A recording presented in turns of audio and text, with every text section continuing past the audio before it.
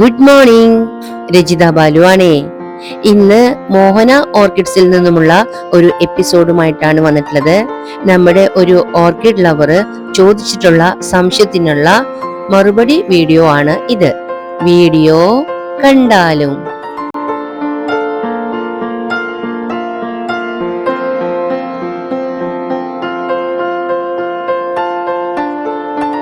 Orchid ലവറുടെ സംശയം ഇപ്രകാരമായിരുന്നു: ഞാൻ നനയ്ക്കാതെയാണ് ഇതുവരേക്കും വളം ചെയ്തിരുന്നത്.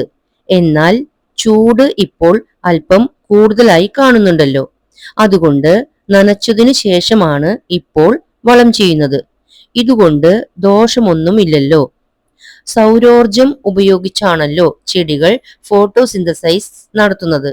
അപ്പോൾ രാവിലെ വളം കൊടുക്കുന്നതല്ലേ നല്ലത്? നിങ്ങൾ ഈ ചോദിച്ച ചോദ്യമൊക്കെ ശരി തന്നെയാണ്. നിങ്ങൾ നനയ്ക്കാറില്ല, ഇതുവരെ നനയ്ക്കാതെ തന്നെ വളം ചെയ്തിരുന്നത്. ഇപ്പോൾ ചൂടായതുകൊണ്ട് നനയ്ക്കുന്നുണ്ട്. അപ്പൊ അതിന്റെ ചില കാര്യങ്ങൾ നിങ്ങൾക്ക് അറിയാകൊണ്ടായതുകൊണ്ടാണ് നിങ്ങൾ അങ്ങനെ ചെയ്തത്. അപ്പോ എന്തിനാണ് നനയ്ക്കുന്നത് എന്നുള്ളൊരു കാര്യം നിങ്ങൾക്ക് അതിനൊരു സംശയമുണ്ട്. ആ സംശയം ദൂരീകരിക്കുകയാണ് ഇപ്പൊ നമ്മൾ ചെയ്യുന്നത്. അത് ഈ വളം ചെയ്യുന്നതിന് മുന്നേ നനയ്ക്കണം എന്ന് പറയുന്നത് ചെടികളുടെ താപനില കുറയ്ക്കാൻ വേണ്ടിയിട്ടാണ്. അത് ചൂടായി കഴിഞ്ഞാൽ ചെടികളുടെ ഇലകൾ ചൂടാവുമ്പോൾ ഈ കോശങ്ങൾ തുറക്കില്ല, കോശങ്ങളുടെ സുഷിരങ്ങൾ തുറക്കില്ല. സുഷിരങ്ങൾ തുറന്നാൽ മാത്രമാണ് ആഗിരണം നടക്കുള്ളൂ. ഫോട്ടോസിന്തസിസ് നടക്കുന്ന സമയമാണ് കാലത്തും വൈകിട്ടൊക്കെ തന്നെ ഫോട്ടോസിന്തസിസ് നടക്കുന്നത്. പക്ഷെ ഫോട്ടോസിന്തസിസ് നടന്നാലും ചൂട് ഇലകളിൽ ചൂട് നിൽക്കുന്നുണ്ടെങ്കിൽ ആ കോശങ്ങൾ തുറക്കാതെ വരാണ്, കോശങ്ങളുടെ സുഷിരങ്ങൾ തുറക്കാതെ വരുന്ന സ്റ്റോമോട്ടോ ഓപ്പൺ ആവുന്നില്ല. ആ സ്റ്റോമോട്ടോ ഓപ്പൺ ആയി മാത്രമേ ആഗിരണം നടക്കുള്ളൂ. ഈ ഫോട്ടോസിന്തസിസ് നടക്കുന്ന ആ പ്രക്രിയ നടക്കുമ്പോൾ നമ്മൾ കൊടുക്കുന്ന വളങ്ങൾ ശരിക്ക് അന്നജമാക്കി മാറ്റണമെങ്കിൽ ഈ സ്റ്റോമോട്ടോ ഓപ്പൺ ആവണം. അത് വരുന്നില്ല.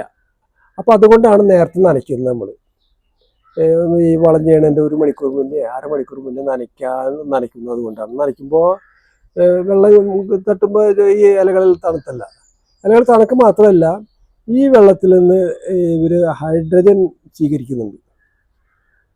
ഈ ഹൈഡ്രജൻ ഫോട്ടോസിന്തസിസ് നടക്കുമ്പോൾ ഹൈഡ്രജൻ ആവശ്യമുള്ള ഘടകം തന്നെയാണ്.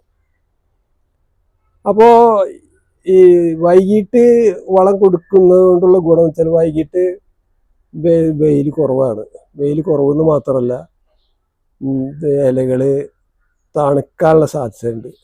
അതുകൊണ്ട് വെയിൽ ആറിയതിനു ശേഷം, വെയിലില്ലാതെ ഉറപ്പ് വരുത്തിയതിനു ശേഷം നമ്മൾ വളം കൊടുക്കാൻ പറയണം. അപ്പോഴും നനച്ചില്ലെങ്കിലും വളമൊക്കെ ചെയ്യാം. പക്ഷെ അങ്ങനെ ചെയ്യുമ്പോൾ നമ്മൾ എന്താ വേണ്ടത് വെച്ചാൽ 10 ലിറ്റർ വെള്ളം ഉപയോഗിക്കുന്ന ഒരാളാണെങ്കിൽ 12 ലിറ്റർ വെള്ളം എടുക്കണം.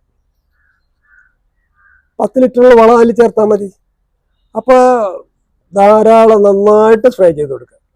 നന്നായി ചെടികൾക്ക് തെളിച്ചു കൊടുക്കുമ്പോൾ ചെടികളെല്ലാം നന്നായി നനയും ചെയ്യും. ആ കോശങ്ങളുടെ സുഷിരങ്ങൾ തുറക്കുകയും ആകിരണ വ്യവസ്ഥ അത് നടക്കുകയും ചെയ്യും. പിന്നെ നനയ്ക്കാൻ എല്ലാ കാലഘട്ടത്തിലും നനച്ചിട്ട് വളം ചെയ്യാൻ പറ്റില്ല.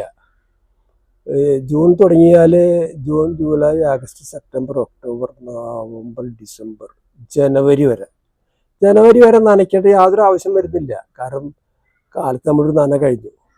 പിന്നെ ആ വെള്ളം വറ്റാനുള്ള അവസരം, അത്ര വലിയ ചൂട് വരുന്നില്ല. മിക്കവാറും എല്ലാവരുടെ ചെടികളും ഇരിക്കുന്നത് പോളി ഹൗസിൽ തന്നെയായിരിക്കും, അല്ലെങ്കിൽ ഒരു മരയുടെ താഴത്തായിരിക്കും, അല്ലെങ്കിൽ ഏതെങ്കിലും ഷെയ്ഡ് നെറ്റിൻ്റെ അടിയിലായിരിക്കും.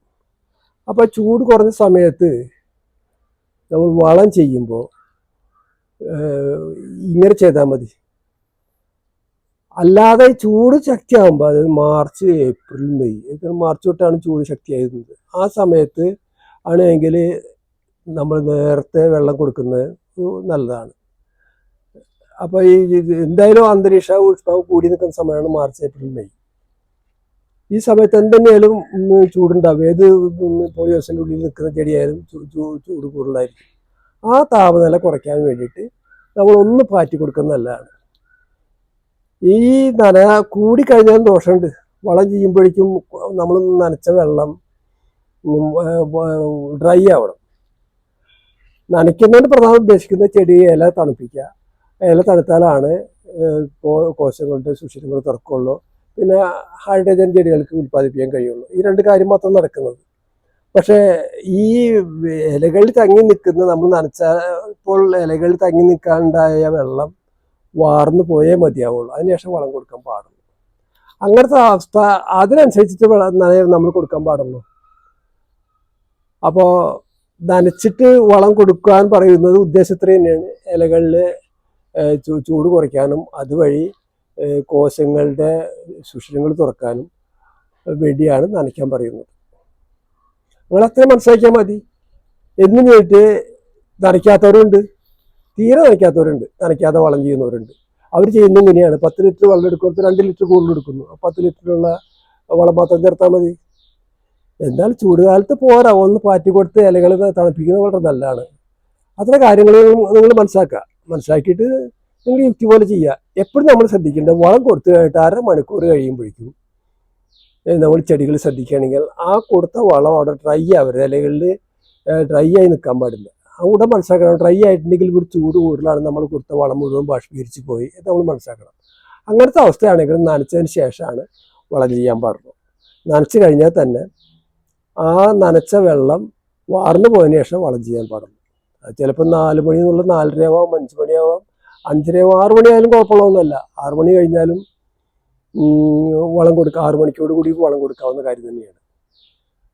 അപ്പോൾ ആ സംശയം മാറ്റി. ഇനി പിന്നെ നിങ്ങൾ ചോദിച്ചത് ഫോട്ടോ എന്താ സൗരോർജം, അത് ചോദ്യമൊക്കെ ശരി തന്നെയാണ്.